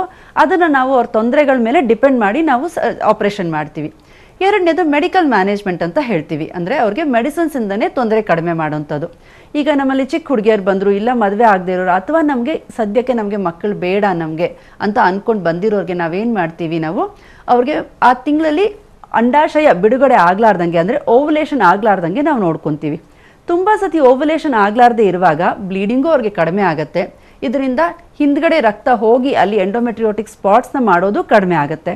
ಜೊತೆಗೆ ಓವುಲೇಷನ್ ಇಲ್ಲದೆ ಇರುವಾಗ, ಅಂದರೆ ಅಂಡಾಣು ಬಿಡುಗಡೆ ಆಗದೆ ಇರುವಾಗ ಅವ್ರಿಗೆ ಆ ತಿಂಗಳಲ್ಲಿ ನೋವು ಕಡಿಮೆ ಇರುತ್ತೆ. ಅಂದರೆ ಅವ್ರಿಗೆ ಸಿಂಪ್ಟಮ್ಯಾಟಿಕ್ ರಿಲೀಫ್, ಅಂದರೆ ಅವ್ರ ತೊಂದರೆಗೆ ಏನಂತ ಬಂದಿದ್ದಾರೆ ಅದಕ್ಕೆ ನಾವು ಟ್ರೀಟ್ಮೆಂಟ್ ಕೊಡ್ತೀವಿ. ಇದಕ್ಕೆ ನಾವು ಮಕ್ಕಳು ನಮಗೆ ಸದ್ಯಕ್ಕೆ ಬೇಡ, ಅಥವಾ ನಮ್ದು ಆಲ್ರೆಡಿ ಪ್ರೆಗ್ನೆನ್ಸಿ ಆಗಿದೆ, ನಮಗೆ ನೋವು ಮಾತ್ರ ನಮ್ಮದೊಂದು ತೊಂದರೆ ಅನ್ನೋರಿಗೆ ನಾವು ಯೂಶಲಿ ಓರಲ್ ಕಾಂಟ್ರಾಸೆಪ್ಟಿವ್ ಪಿಲ್ಸ್, ಅಂದರೆ ಗರ್ಭ ನಿರೋಧಕ ಗೋಳಿಗಳನ್ನ ಕೊಡ್ತೀವಿ. ಅದರಿಂದ ಅವ್ರಿಗೆ ಸಾಕಷ್ಟು ಇಂಪ್ರೂವ್ಮೆಂಟ್ ಸಿಕ್ಕತ್ತೆ. ಇನ್ನು ಕೆಲವೊಂದು ಎಂಡೋಮೆಟ್ರಿಯೋಸಿಸ್ ಅಂತಲೇ ನಮಗೆ ಕೆಲವೊಂದು ಮಾತ್ರೆಗಳು ಬಂದಿದೆ. 3 ರಿಂದ 6 ತಿಂಗಳು ತಗೊಳ್ಳುವಾಗ ಅವ್ರಿಗೆ ಸಾಕಷ್ಟು ಅದರಿಂದ ಇಂಪ್ರೂವ್ಮೆಂಟ್ ಕಾಣಿಸ್ಕೊಳ್ಳುತ್ತೆ. ಈಗ ನಮ್ಮಲ್ಲಿ ಇನ್ಫರ್ಟಿಲಿಟಿ, ಅಂದರೆ ನಮಗೆ ಮಕ್ಕಳು ಬೇಕು ಅಂತ ಬಂದಿರೋರಲ್ಲಿ ನಮಗೆ ಈ ಎಂಡೋಮೆಟ್ರಿಯೋಟಿಕ್ ಸಿಸ್ಟ್, ಅಂದರೆ ನಾನು ಏನು ಇವಾಗ ಸ್ಟೇಜ್ 3 ಅಥವಾ ಸ್ಟೇಜ್ 4 ಡಿಸೀಸ್ ಅಂತ ಹೇಳಿದೆ, ಅವ್ರಿಗೆ ನಾವು ಎಂಡೋಮೆಟ್ರಿಯೋಟಿಕ್ ಸಿಸ್ಟ್ ಇರುವಾಗ ಅವ್ರಿಗೆ ನಾವು ಲ್ಯಾಪ್ರೋಸ್ಕೋಪಿ ಅಂತ ಹೇಳ್ತೀವಿ. ಅಥವಾ ನಮಗೆ ಲ್ಯಾಪ್ರೋಸ್ಕೋಪಿನಲ್ಲಿ ಅವ್ರದ್ದು ಗರ್ಭನಾಳ ಕೂಡ ಎಫೆಕ್ಟ್ ಆಗಿದೆ ಅಂತ ಕಂಡು ಬಂದಾಗ ಅಂಥವ್ರಿಗೆ ನಾವು IVF ಟ್ರೀಟ್ಮೆಂಟ್ ಅಂತ ಹೇಳ್ತೀವಿ. ಹಾಗಂತ ಎಲ್ಲರಿಗೂ IVF ಟ್ರೀಟ್ಮೆಂಟೇ ಬೇಕು ಅಂತ ಅಲ್ಲ. ಸ್ಟೇಜ್ 1 ಸ್ಟೇಜ್ 2 ಅಲ್ಲಿರೋರಿಗೆ ಜಸ್ಟ್ ಕೆಲವೊಂದು ನಾರ್ಮಲ್ ಮೆಡಿಸಿನ್ಸಿಂದ ಆಗಲಿ, ಅಥವಾ ಕೆಲವೊಮ್ಮೆ ಸಣ್ಣ ಪುಟ್ಟ ಟ್ರೀಟ್ಮೆಂಟ್, ನಾವು ಇವಾಗ IUI ಇಂಟ್ರಾಯುಟ್ರೈನ್ ಇನ್ಸೆಮಿನೇಷನ್ ಅಂತ ಹೇಳ್ತೀವಿ, ಆ ಟ್ರೀಟ್ಮೆಂಟಿಂದನೂ ಸಾಕಷ್ಟು ಜನಕ್ಕೆ ಪ್ರೆಗ್ನೆನ್ಸಿ ಸಿಗುತ್ತೆ. ಈ ಟ್ರೀಟ್ಮೆಂಟ್ಗಳಿಂದ ಅವ್ರಿಗೆ ಪ್ರೆಗ್ನೆನ್ಸಿ ಸಿಗೋ ಸಾಧ್ಯತೆ ಕಡಿಮೆ ಇದೆ. ಅಥವಾ ನಾವು ಇನ್ನೂ 2-3 ವರ್ಷ ವೇಟ್ ಮಾಡಿದಾಗ ಪ್ರೆಗ್ನೆನ್ಸಿ ಆಗಬಹುದು. ಅಥವಾ ಆಗದೇ ಇದ್ದರೆ ಎಂಡೋಮೆಟ್ರಿಯೋಸಿಸ್ ಜಾಸ್ತಿ ಆಗಿ ಅವರಿಗೆ IVF ಮೂಲಕ ಕೂಡ ಹೆಚ್ಚಿನ ಫಲಿತಾಂಶ ಸಿಗದೇ ಇರಬಹುದು ಅನ್ನೋ ಒಂದು ಸಂದರ್ಭದಲ್ಲಿ ನಾವು IVF ಚಿಕಿತ್ಸೆ ಅವ್ರಿಗೆ ಹೇಳ್ತೀವಿ. IVF ಚಿಕಿತ್ಸೆಯಲ್ಲೂ ಅವ್ರಿಗೆ ನಾರ್ಮಲ್ ಇರೋ ಜನದಷ್ಟೇ ಒಳ್ಳೆ ಫಲಿತಾಂಶ ಸಿಗೋ ಸಾಧ್ಯತೆ ಇರುತ್ತೆ. ಓಕೆ, ಮತ್ತೊಬ್ರು ಕಾಲರ್ ಇದ್ದಾರೆ. ಹಾವೇರಿಯಿಂದ ಸರಿತಾ ಕರೆ ಮಾಡಿದ್ದಾರೆ. ನಮಸ್ತೆ ಸರಿತಾ ಅವರೇ. Hello madam. ನಮಸ್ತೆ ಮೇಡಮ್. ಡಾಕ್ಟರ್ ಇದ್ದಾರೆ, ಮಾತನಾಡಿ. Okay ma'am. ಹಲೋ ನಮಸ್ತೆ ಸವಿತಾ, ಹೇಳಿ ಮೇಡಮ್. ನನಗೆ ಈಗ 38 ಇಯರ್ಸ್. ಇವಾಗ ನನಗೆ ಎಂಡೋಮೆಟ್ರಿಯಲ್ ಸಿಸ್ಟ್ ಅಂತ ಹೇಳಿದ್ದಾರೆ ಡಾಕ್ಟ್ರು. ಈಗ ಅದಕ್ಕೆ 3 days ಅಂತ ಟ್ಯಾಬ್ಲೆಟ್ ಕೊಟ್ಟಿದ್ದಾರೆ ಮೇಡಮ್. ಅದು ಸ್ಟ್ರಿಂಕ್ ಆಗುತ್ತೆ ಅಂತೇಳಿ ಏನ್ ಮಾಡ್ಬೇಕು ಮುಂದೆ ಅಂತ ಗೊತ್ತಾಗ್ತದೆ. ಈಗ ನಿಮ್ದು ಏಜ್ 38 ಅಂತ ಹೇಳಿದ್ರಿ. ಮಕ್ಳಿದಾರ ಸವಿತಾ ಅವರೇ ನಿಮ್ಗೆ? ಇಲ್ಲ ಮೇಡಮ್, ನಂಗೆ ಮಕ್ಕಳು. ಪ್ರೆಗ್ನೆನ್ಸಿ ಬೇಕು ಅಂತ ಅನ್ಕೋತಾ ಇದೀರಲ್ವಾ? ಈಗ ನೀವು 3 days ಮಾತ್ರೆ ತಗೊಳ್ಳೋದ್ರಿಂದ ನಿಮ್ದು ಎಂಡೋಮೆಟ್ರಿಯೋಸಿಸ್ ಕಡಿಮೆ ಆಗಬಹುದು. ಆದ್ರೆ ಈ ಮಾತ್ರೆ ತಗೋತಾ ಇರುವಾಗ ನಿಮ್ಗೆ ಪ್ರೆಗ್ನೆನ್ಸಿ ಆಗೋ ಸಾಧ್ಯತೆ ಇರಲ್ಲ. ಸೊ ಹಾಗಾಗಿ ಏಜ್ ನಿಮ್ದು ಇವಾಗ 38 ಅಂತ ಹೇಳ್ತಾ ಇದ್ದೀರಾ. ನಮ್ಮ ಭಾರತ ದೇಶದಲ್ಲಿ ಸ್ವಲ್ಪ ಹೆಂಗಸರ ವಯಸ್ಸು ಜಾಸ್ತಿ ಆಗ್ತಾ ಇದ್ದಂಗೆ ಪ್ರೆಗ್ನೆನ್ಸಿ ಆಗೋ ಸಾಧ್ಯತೆ ಸ್ವಲ್ಪ ಕಡಿಮೆ ಆಗ್ತಾ ಬರುತ್ತೆ. ಸೊ ಆದಷ್ಟು ನೀವು ಪ್ರೆಗ್ನೆನ್ಸಿ ಮೊದಲು ಮಾಡಿಕೊಂಡು ಅದಕ್ಕೇನು ಚಿಕಿತ್ಸೆ ತಗೋಬೇಕು ಎಂಡೋಮೆಟ್ರಿಯೋಸಿಸ್ಗೆ ತಗೊಂಡು ಆಮೇಲೆ ಬೇರೆ ಟ್ರೀಟ್ಮೆಂಟ್ ತಗೊಳ್ಳೋದು ಉತ್ತಮ. ಮೇಡಮ್, ನೆಬೋಥಿಯನ್ ಸಿಸ್ಟ್ ಅಂತ ಕೂಡ ಇದೆ ಅಂತ ಹೇಳ್ತಾರೆ. ನೆಬೋಥಿಯನ್ ಸಿಸ್ಟ್ ಅನ್ನೋದು ಅಂತ ತೊಂದರೆದೇನು ಅಲ್ಲ. ಇದು ಟ್ರೀಟ್ಮೆಂಟ್, ಅದಕ್ಕೇನು ನಮಗೆ ಸಪ್ರೇಟ್ ಟ್ರೀಟ್ಮೆಂಟ್ ಬೇಕಾಗಿಲ್ಲ. ಮತ್ತು ಅದರಿಂದ ಪ್ರೆಗ್ನೆನ್ಸಿ ಆಗೋ ಸಾಧ್ಯತೆ ಕಡಿಮೆ ಅಂತಲೂ ಹೇಳೋಕ್ಕಾಗಲ್ಲ. ಆದರೆ ಖಂಡಿತ ಎಂಡೋಮೆಟ್ರಿಯೋಸಿಸಿಂದ ಪ್ರೆಗ್ನೆನ್ಸಿ ಚಾನ್ಸಸ್ ಕಡಿಮೆ ಆಗುತ್ತೆ. ಸೊ ನಿಮ್ಗೆ ಟ್ರೀಟ್ಮೆಂಟ್, ನಿಮ್ದು ರಿಪೋರ್ಟ್ಸ್ ಎಲ್ಲ ಇದ್ದರೆ ಬೇಕಿದ್ರೆ ನಮ್ಮ ಆಸ್ಪತ್ರೆಗೆ ನಂಬರ್ ಸ್ಕ್ರೋಲ್ ಆಗ್ತಾ ಇದೆ, ಅಲ್ಲಿಗೆ ನೀವು ರಿಪೋರ್ಟ್ಸ್ನ ಕಳಿಸ್ಕೊಡ್ಬಹುದು. ನಾವು ರಿಪೋರ್ಟ್ಸ್ನ ಓದ್ಬಿಟ್ಟು ಬೇಕಾದ್ರೆ ನಿಮಗೆ ಫೋನ್ ಮಾಡಿನೂ ನಾವು ನಿಮಗೆ ಇನ್ಫಾರ್ಮೇಷನ್ ಕೊಡ್ತೀವಿ ನೆಕ್ಸ್ಟ್ ಏನು ಮಾಡಬಹುದು ಅಂತ. ಓಕೆ, ಧನ್ಯವಾದ ಸರಿತಾ ಕರೆ ಮಾಡೋದಕ್ಕಾಗಿ. ಸೊ ಈ ವೀಕ್ ಅಂದರೆ ನ್ಯಾಷನಲ್ ಇನ್ಫರ್ಟಿಲಿಟಿ ಅವೇರ್ನೆಸ್ ವೀಕ್ ಕೂಡ ಇದೆ. ಸೊ ಏನು ಸ್ಪೆಷಾಲಿಟಿ, ಈ ಬಗ್ಗೆ ಮಾಹಿತಿ ಕೊಡೋದಾದ್ರೆ? ಈಗ ನ್ಯಾಷನಲ್ ಇನ್ಫರ್ಟಿಲಿಟಿ ಅವೇರ್ನೆಸ್ ವೀಕ್ ಅನ್ನೋದು ಯೂಶಲಿ ನಾವು ಏಪ್ರಿಲ್ ತಿಂಗಳ ಕೊನೆ ಒಂದು ವಾರದಲ್ಲಿ ನಾವು ದೇಶಾದ್ಯಂತ ಅಥವಾ ನಾವು ಹೇಳ್ತೀವಿ ವರ್ಲ್ಡ್ ವೈಡ್ ಮಾಡ್ತಾ ಇದ್ದಾರೆ. ಇದೇನು ಅಂತಂದರೆ, ಈಗ ನಮ್ಮ ದೇಶದಲ್ಲಿ ಒಂದೇ ಅಲ್ಲ, ಪ್ರತಿಯೊಂದು ದೇಶದಲ್ಲೂ ಇನ್ಫರ್ಟಿಲಿಟಿ ಅಂದರೆ ಬಂಜೆತನದ ಬಗ್ಗೆ ಮಾತಾಡೋಕ್ಕೆ ಸ್ವಲ್ಪ ಹಿಂಜರಿಕೆ ಇರುತ್ತೆ. ಅವ್ರಿಗೆ ಗೊತ್ತಿರಲ್ಲ ಯಾರನ್ನ ಕೇಳಬೇಕು. ಯಾಕಂದರೆ ಮನೇಲಿರೋರನ್ನ ಕೇಳಿದ್ರೆ ಅದ್ರ ಬಗ್ಗೆ ಪ್ರಶ್ನೆ ಮಾಡ್ತಾರೆ ಆಗಲಿ, ಸರಿಯಾದ ಉತ್ತರ ಅವ್ರಿಗೆ ಸಿಗದೆ ಇರಬಹುದು. ಅಥವಾ ಅವ್ರಿಗೆ ಏನು ತೊಂದರೆ ಇದೆ ಆ ತೊಂದರೆಗೆ ಸರಿಯಾದ ಒಂದು ಆನ್ಸರ್ ಸಿಗದೆ ಇರ್ಬೋದು. ಇಂಥವ್ರಿಗೆ ನಾವು ನ್ಯಾಷನಲ್ ಇನ್ಫರ್ಟಿಲಿಟಿ ಅವೇರ್ನೆಸ್ ವೀಕಲ್ಲಿ ಯೂಶಲಿ ಆರೆಂಜ್ ಅಂತ ಒಂದು ಕಲರ್ ಅಂತ ನಾವು ಹೇಳ್ತೀವಿ, ಅಂದರೆ ನಾರಂಗಿ ಕಲರ್. ಯಾಕೆ ಅಂತಂದರೆ ಅದರಿಂದ ಒಂದು ಒಳ್ಳೆಯ ಫೀಲಿಂಗ್ ಬರುತ್ತೆ ಅಂತ ಯೂಶಲಿ ಹೇಳ್ತಾರೆ. ಅದರಿಂದ ಇದರೊಳಗೆ ನಾವು ಏನು ತೊಂದರೆ ಇದೆ ಅಂತ ಇವಾಗ ಈ ಥರ ಟಿ ವಿ ಮೂಲಕ ಆಗಲಿ ಅಥವಾ ಫೇಸ್ಬುಕ್ ಪ್ರೋಗ್ರಾಮ್ಸ್ ಅಂತ ಆಗಲಿ ಅಥವಾ ಟ್ವಿಟರ್ ಅಂತ ಆಗಲಿ, ಈಗ ಸಾಕಷ್ಟು ಸೋಷಿಯಲ್ ಮೀಡಿಯಾ ನೆಟ್ವರ್ಕ್ಸ್ ಇದೆ. ಇದರ ಮೂಲಕ ಏನು ತೊಂದರೆ ಇದ್ದರೆ ಇನ್ಫರ್ಟಿಲಿಟಿ ಆಗ್ಬೋದು ಅಥವಾ ಯಾವೊಂದು ತೊಂದರೆ ಇದ್ದರೆ ತಕ್ಷಣ ಡಾಕ್ಟರ್ನ ಮೀಟ್ ಮಾಡಬೇಕು, ಇದೆಲ್ಲ ಅವ್ರಿಗೆ ಹೇಳೋ ಸಾಧ್ಯತೆ ಇರುತ್ತೆ. ಓಕೆ, ಸೊ ಈಗ ಒಯಾಸಿಸ್ನ ಚೂಸ್ ಮಾಡಬೇಕು ಅಂತಂದರೆ ಯಾಕೆ ಅಂತ ಹೇಳ್ತೀರಿ? ಸೊ ಏನಾದರೂ ಆಫರ್ಸ್ ಇದೆಯಾ, ಏನಾದರೂ ಕ್ಯಾಂಪ್ಸ್ಗಳೇನಾದರೂ ನಡೀತಾ ಇದೆಯಾ? ಈ ಬಗ್ಗೆ ಮಾಹಿತಿ ಕೊಡೋದಾದರೆ. ಈಗ OSS ಅನ್ನೋದು ನಾನು ಹೇಳಿದೆ ಕಂಪ್ಲೀಟ್ ಇನ್ಫರ್ಟಿಲಿಟಿ ಟ್ರೀಟ್ಮೆಂಟ್ಗೆ ಒಂದು ಸೆಂಟರ್ ಅಂತ. ಸೊ ನಮ್ಮಲ್ಲಿ ಸಾಕಷ್ಟು ಇವಾಗ ಕ್ಯಾಂಪ್ಸ್ ಅಂತಂದರೆ ನಾವು ಬೇರೆ ಬೇರೆ ಕಡೆಗೆಲ್ಲ ಹೋಗಿ ಕೆಲವೊಂದು ಅವೇರ್ನೆಸ್ ಕ್ಯಾಂಪ್ಸ್ ಎಲ್ಲ ಕಂಡಕ್ಟ್ ಮಾಡ್ತಾ ಇರ್ತೀವಿ. ಜೊತೆಗೆ ನಮ್ಮಲ್ಲಿ ಏನು ತೊಂದರೆ ಇದೆ ಅದಕ್ಕೆ ಮಾತ್ರ ನಾವು ಒಂದು ಟ್ರೀಟ್ಮೆಂಟ್ ಕೊಡೋ ಒಂದು ಫೆಸಿಲಿಟಿ ಇರುತ್ತೆ. ಸೊ ಅವ್ರಿಗೆ ಕರೆಕ್ಟಾಗಿ ಟ್ರಾನ್ಸ್ಪರೆಂಟ್ ಆಗಿ ನಾವೆಲ್ಲ ಏನು ತೊಂದರೆ ಇದೆ ಅಂತ ಹೇಳ್ತೀವಿ, ಅದಕ್ಕೆ ಏನು ಟ್ರೀಟ್ಮೆಂಟ್ ಇದೆ ಅಂತ ಹೇಳ್ತೀವಿ. ಸೊ ಎಲ್ಲ guidelines according to the government, ನಮ್ಗೆ ಏನು ಹೊಸದಾಗಿ ಇವಾಗ ART ಬಿಲ್ ಅಂತ ಬಂದಿದೆ ಅದ್ರ ಪ್ರಕಾರನೇ ನಾವು ಟ್ರೀಟ್ಮೆಂಟ್ ಎಲ್ಲ ಫಾಲೋ ಮಾಡ್ತೀವಿ. ಜೊತೆಗೆ ನಮ್ಮಲ್ಲಿ ನಾನು ಇವಾಗ ಹೇಳಿದೆ ಯೂಟ್ರಸಲ್ಲಿ ಪ್ರಾಬ್ಲಮ್ ಇರಲಿ, ಎಂಡೋಮೆಟ್ರಿಯಮ್ನಲ್ಲಿ ಪ್ರಾಬ್ಲಮ್ ಇರಲಿ ಅಥವಾ ಭ್ರೂಣದಲ್ಲಿ ಪ್ರಾಬ್ಲಮ್ ಇರಲಿ, ಬಯಾಪ್ಸಿ ಮಾಡೋ ಫೆಸಿಲಿಟಿ ಅಂತ ಆಗಲಿ, ಈ ಫೆಸಿಲಿಟೀಸ್ ಎಲ್ಲ ನಮ್ಮಲ್ಲಿದೆ. So it is A complete infertility treatment centre. So ವೀಕ್ಷಕರಿಗೆ ಏನು ಹೇಳ್ತೀರಿ? ಯಾಕಂದರೆ ತುಂಬ ಜನ ಹಾಸ್ಪಿಟಲ್ಗೆ ಹೋಗಿ ವೈದ್ಯರ ಹತ್ರ ತೋರಿಸ್ಕೊಳ್ಳೋಕ್ಕೂ ಕೂಡ ಹಿಂಜರಿತಾ ಇರ್ತಾರೆ. ಇದರಿಂದನೇ ತುಂಬಾ ಟೈಮ್ ಲ್ಯಾಗ್ ಆಗುತ್ತೆ, ಟೈಮ್ ಕೂಡ ವೇಸ್ಟ್ ಆಗುತ್ತೆ. ಸೊ ಈ ಬಗ್ಗೆ ಹೇಳೋದಾದರೆ ಒಂದು ಕಿವಿ ಮಾತು. ಈಗ ಇನ್ಫರ್ಟಿಲಿಟಿ ಸೆಂಟರ್ಗೆ ಹೋದೋರ್ಗೆಲ್ಲ IVF ಮಾಡ್ತಾರೆ ಅನ್ನೋ ಒಂದು ಯೋಚನೆ ನಮ್ಮ ವೀಕ್ಷಕರಲ್ಲಿ ಬೇಡ. ಸ್ವಲ್ಪ ಕಡಿಮೆ ತೊಂದರೆ ಇರುವಾಗೇನೆ, ಇವಾಗ ಎಂಡೋಮೆಟ್ರಿಯೋಸಿಸ್ನ ನಾವು ಎಕ್ಸಾಂಪಲ್ ಅಂತ ತಗೊಂಡ್ರೆ ಸ್ಟೇಜ್ 1 ಸ್ಟೇಜ್ 2ನಲ್ಲಿದ್ದರೆ ಚಿಕ್ಕ ಪುಟ್ಟ ಟ್ರೀಟ್ಮೆಂಟ್, ಯಾವ ಟ್ರೀಟ್ಮೆಂಟ್ ಇಲ್ದೇ ಅವ್ರಿಗೆ ಪ್ರೆಗ್ನೆನ್ಸಿ ಆಗೋ ಸಾಧ್ಯತೆಯೂ ಇರಬಹುದು. ಅದೇ ಸ್ಟೇಜ್ 3 ಆ್ಯಂಡ್ ಸ್ಟೇಜ್ 4ಗೆ ಹೋದಾಗ ಅವ್ರಿಗೆ ಹೆಚ್ಚಿನ ಟ್ರೀಟ್ಮೆಂಟ್ ಬೇಕಾಗೋ ಅವಶ್ಯಕತೆ ಇರುತ್ತೆ. ಸೊ ಸ್ವಲ್ಪ ಮಟ್ಟಿಗೆ ತೊಂದರೆ ಇರುವಾಗ ಸಮಯ ವಿಳಂಬ ಮಾಡಲಾರ್ದಂಗೆ ಚಿಕ್ಕ ವಯಸ್ಸಿನಲ್ಲೇ ಬಂದು ಸಣ್ಣ ಪುಟ್ಟ ಕಾಯಿಲೆಗಳಿರುವಾಗೆ ಅದಕ್ಕೆ ಟ್ರೀಟ್ಮೆಂಟ್ ತಗೊಂಡು ಅದನ್ನ ಕ್ಯೂರ್ ಮಾಡಿಕೊಂಡು ಬೇಗ ಮಕ್ಕಳಾಗೋದು. ಯಾಕಂದರೆ ಸ್ಟ್ರೆಸ್ ಅನ್ನೋದು ಇನ್ನೊಂದು ಸೇರ್ಕೊಂಡ್ಬಿಟ್ರೆ ಈ ಎಲ್ಲ ತೊಂದರೆಗಳು ಜಾಸ್ತಿ ಆಗುತ್ತೆ. ಸೊ ಆ ಒಂದು ಸ್ಟ್ರೆಸ್ ಬರೋಕ್ಕೆ ಮುಂಚೆನೇ ಪ್ರೆಗ್ನೆನ್ಸಿ ಮಾಡ್ಕೊಳ್ಳೋದು ಅಥವಾ ಡಾಕ್ಟರ್ ಹತ್ರ ಬಂದು ಸರಿಯಾದ ಸಲಹೆ ತಗೊಂಡು ಅದನ್ನು ಫಾಲೋ ಮಾಡೋದು ಉತ್ತಮ. ಓಕೆ ಡಾಕ್ಟರ್, ಕಾರ್ಯಕ್ರಮಕ್ಕೆ ಆಗಮಿಸಿ ಹಲವು ಮಾಹಿತಿನ ತಿಳಿಸ್ಕೊಟ್ರಿ ಇನ್ಫರ್ಟಿಲಿಟಿಗೆ ಸಂಬಂಧಪಟ್ಟಂತೆ. ಧನ್ಯವಾದ ತಮಗೆ. ನಮಸ್ಕಾರ ವೀಕ್ಷಕರೇ, ಡಾಕ್ಟರ್ ಮೇಘನಾ ನ್ಯಾಪತಿಯವ್ರನ್ನ ಭೇಟಿ ಮಾಡಬೇಕಂದ್ರೆ ಅಡ್ರೆಸ್ ಪ್ಲೇಟ್ ಈ ರೀತಿ ನೋಟ್ ಮಾಡ್ಕೊಳ್ಳಿ. OSS ಫರ್ಟಿಲಿಟಿ ಸೆಂಟರ್, ಸೆಕ್ಟರ್ 2, 19ನೇ ಮುಖ್ಯ ರಸ್ತೆ, ಸಾಯಿ ಮಂದಿರ ಹತ್ತಿರ, HSR ಲೇಔಟ್, ಬೆಂಗಳೂರು. ದೂರವಾಣಿ ಸಂಖ್ಯೆ ಈ ರೀತಿ ಇದೆ: 7331180086. ಮತ್ತೊಂದು ಸಂಖ್ಯೆ 7992979929. ಇಮೇಲ್ ಕೂಡ ಮಾಡಬಹುದು, info@oasisindia.in. ವೆಬ್ಸೈಟ್ ಅಡ್ರೆಸ್ ಈ ರೀತಿ ಇದೆ: www.oasisindia.in. ವಿಸಿಟ್ ಮಾಡಿದ್ರೆ ಹೆಚ್ಚಿನ ಡೀಟೇಲ್ಸ್ನ ನೀವು ಪಡ್ಕೊಳ್ಬಹುದು.